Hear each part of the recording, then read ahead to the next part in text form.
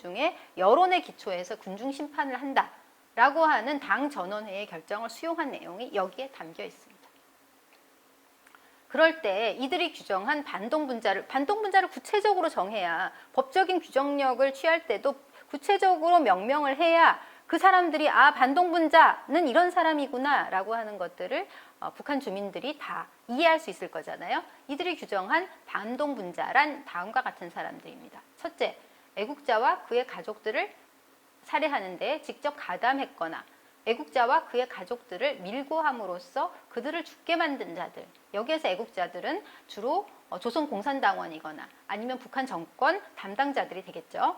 그리고 둘째, 반동단체, 즉 치안대, 반공치안대, 경찰대, 대한청년단, 멸공단, 청방단 이런 단체의 간부들, 그리고 소탕 활동에 참여하고 있던 여러 인민기관에서 이제 중국군이 내려오면서 이 북한의 점령, 일시 강점이 이루어졌으니까 이것을 몰아내고자 각 기관을 다시 이제 탈취하려고 할 거잖아요. 이랬을 때 이런 인민기관에서 남한의 입장에 서서 인민기관에서 무기를 들고 반항한 자들. 그리고 넷째, 귀순을 하거나 자수를 하거나 했지만 무기를 은닉하거나 반동적인 행위를 계속함으로써 인민정부기관을 기반한 자들이 반동분자다. 이렇게 명시를 하였습니다. 그리고 반동단체 가담자들을 세부 조사하기 시작합니다. 그냥 규정만 있어서는 안 되겠죠. 어떤 구체적인 행위로 이들의 죄목을 분류하고 이들의 죄의 급을 정하고 이런 문제를 조사를 해야 되기 때문에 반동단체 가담자들 세부 조사를 시작을 하는데요. 강점지역 후퇴기부터 수복한 시기까지 반동단체에 가담한 사람들을 대상으로 해서 치안대장, 부대장, 치안유지회장, 경찰지서장, 사찰계 복무자, 기타, 반동단체 두목 이런 항목을 만들어서 법적 처벌이 필요한 대상자에 대한 명단을 작성을 합니다. 이거는 이제 직접적으로 이 직결 처분이 가능한 사람들에 대한 것이죠. 그리고 그런 것뿐만이 아니라 굉장히 광범위하게 반동 분자에 대한 이 조사표를 만들어요. 그래서 개별 검거 자료를 일단 활용을 합니다. 그리고 체포 여부와 도주, 사후 처리 결과도 그 안에 자세히 리스트를 작성해서 보고하고 있습니다. 그리고 이 명단 작성에는 우익 치안대와 경찰에 가담한 자, 치안대원이 아닐지라도 여자를 강간한 자와 폭동을 조직하거나 선동한 자들, 이렇게 전쟁기에 굉장히 잔악무도한 행위를 통해서 사회를 혼란시키는 자들까지도 모두 포함해서 이제 명단에 포함이 됩니다. 그리고 주민 살상을 했을 경우, 이제 그 애국자들을 살해했을 뿐만 아니라 주민을 살상했을 경우에는 살해한 사람은 몇 명이고 범죄 사실은 어떠한 것이고 어떤 경위를 거쳐서 그런 행동을 했고 지금은 어떻게 하고 있는지, 그리고 대상자의 인적 사항뿐만 아니라 구체적인 인상착의를 적시함으로써 검거 자료로 활용하고 있습니다.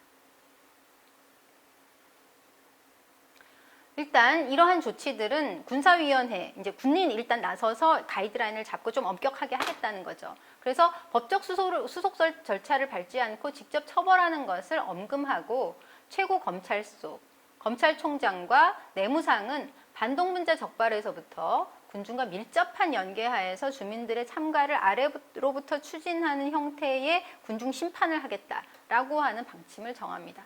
그리고 반동단체에 가담하였던 사람들을 개별적으로 심사해서 구체적인 죄상에 근거해서 처벌할 수 있도록 세부 항목들을 다 조사를 하는 거죠. 그리고 그것에 의거해서 군중 재판을 공개적으로 하고 이것을 통해서 대중한테 교육을 시키는 거죠.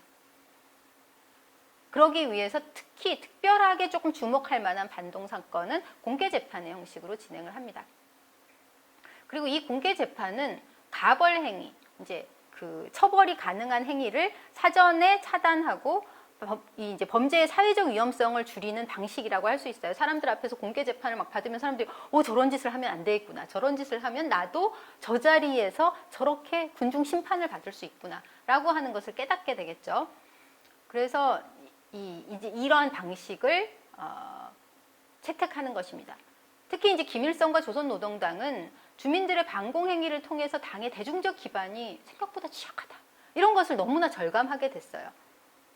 그리고 남한 점령기의 반공사상과 교육을 통해서 북의 점령 정책도 경험하고, 그리고 남의 점령 정책도 이제 경험하게 된 거죠. 이랬을 때 북한 주민들이 누구를 선택할 것이냐, 이 기로에 서게 된 거예요. 그랬을 때 이제 북한 정권은 강력하게 아주 세게 어디를 선택할 것입니까? 당신은 어떻게 앞으로 살아갈 것입니까? 이것을 선택하도록 하는 거죠.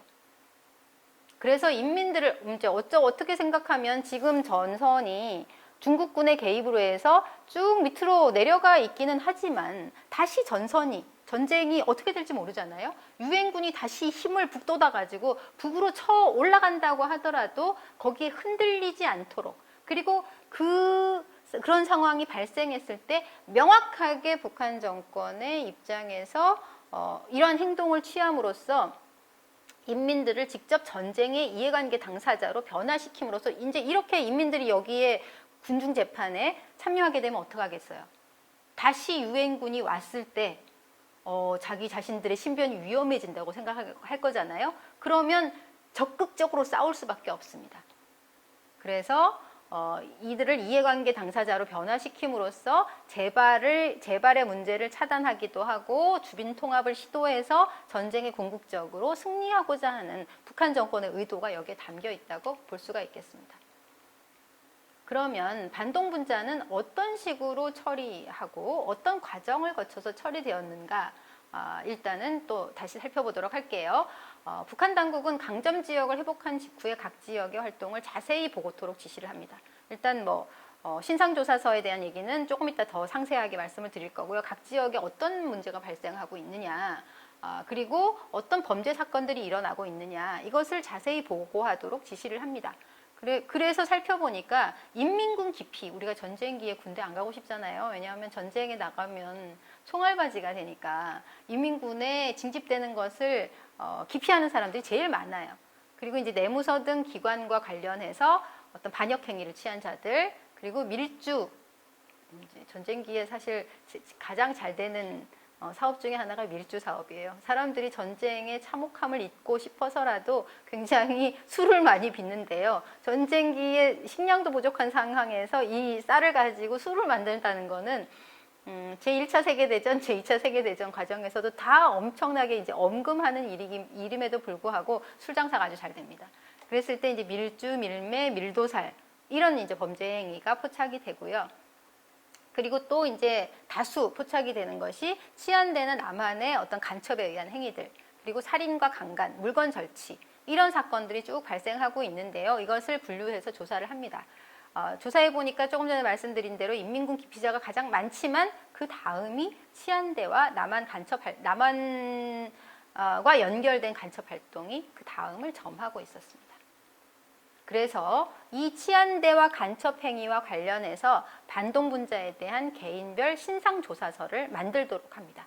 여기 이제 황해도 장현군 목감면의 사례를 살펴보면 여기에 개인별 신상조사서에 어떤 내용이 들어가냐 하면 일단 본적 들어갑니다. 주소, 성명, 성별, 연령, 당적, 종교, 출신 성분, 지주냐, 노동자냐, 농민이냐, 자본가냐, 그리고 직업. 8.15 이전에는 어떤 직업이었고 8.15 이후에는 어떤 직업이었고, 그 다음에 일시강점기에는 어떤 직업을 가졌느냐, 그리고 토지관계, 소유관계는 어떠하냐, 얼마만큼의 땅을 가졌느냐, 이 사람이 출신 성분이 어떠하느냐를 살펴보는 거죠. 왜냐하면 이제 토지가 대토지 소유자냐, 아니면 중소 정도의 규모의 지주냐, 아니면 자작농이냐, 노동자냐, 이런 것들을 살펴보는 거죠. 그리고 지식 정도는 어떠하냐, 간단한 죄상도 거기에 명기하도록 돼 있고요. 그리고 체포 여부, 인상착의도 여기에 들어가는데요.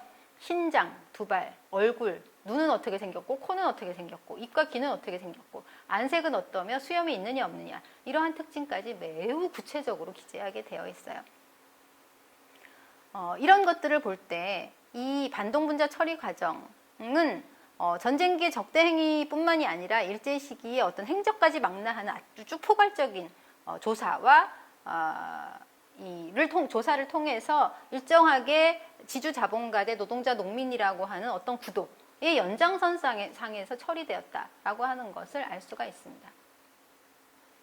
1951년 4월 17일에는 최고인민위원회 상임위원회 정령이 발표가 되는데요. 그 정령 내용은 미제국주의자와 그 주구 리승만 애국 영도들과 결탁하여 인민을 탄압하고 애국자를 무수히 학살한 악질적인 반국가적 범죄들을 처단함에 대하여라고 하는 제목으로 되어 있습니다. 일단 악질 분자들 같은 경우에는 가차없이 사형에 처합니다. 그리고 그들의 재산을 전부 몰수해서 그 군중 앞에서 집행하도록 하고, 이 죄목으로 판결을 받은 거에 대해서는 상소 또는 항의를 할 수가 없다. 이렇게 소급할 수가 없도록 해놓은 거죠. 그리고 내무성은 남한과 미국에 협력한 사람들을 반동분자로 처리하면서 누가 신생사회주의 국가의 구성원이 될 수 있는가에 대한 사상적 구분을 해나가는 조치라고 볼 수가 있어요. 이런 조치들은. 그리고 1951년 중반부터는 일시적인 강점기뿐만 아니라 모든 적대분자에 대하여 대대적인 수사와 검거를 단행을 합니다. 그거는 다시 전선이 오르락내리락 하는 경우를 예비해서 남한 유격대가 이북 지역에서 대중적인 기반을 구축할 수 없도록 제재하고 선제적으로 조치하는 성격을 가지고 있습니다. 그리고 구체적으로 우리가 이제 군중 재판에 대해서, 군중 심판에 대해서 얘기를 하고 있는데요. 이제 형이 무거운 사람들은 재판에 처해지거나 즉결 처형이 되지만, 그 나머지 죄가 경미한 사람들은 어떻게 할 거냐라고 했을 때 1951년 2월 10일 내각결정 제203호 군중심판회에 관한 규정 및 자수자 취급 절차에 관한 규정을 마련해서 일단 대중 앞에서 이런 사람들을 폭로 규탄하도록 하는 거예요. 군중심판에 의거하자고 하는 거죠. 그래서 인민들한테